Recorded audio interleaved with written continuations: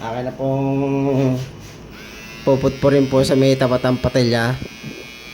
Tatanggalan ko po yung kantohan. Aalisin ko po yung kantohan niya. Tapos lalagyan natin po ng sikap.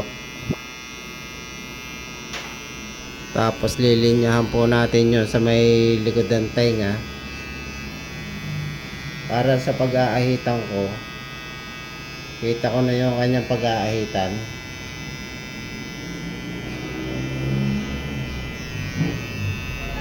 Atin na po siyang aahitan yung kanyang pinag-anuhan ng kanyang sikap. Pinaglinyahan. Tanggalin natin po ang balahibo mong pusa sa pisngi. Pati dito po sa may likod ng tenga po. At atin na po siyang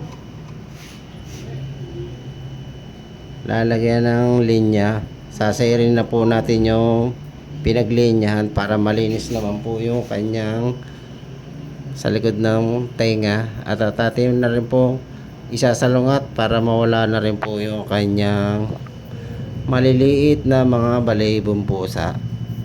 Ito po, hanggang dito na lang po. Maraming po salamat po. Thank you po. Sige po.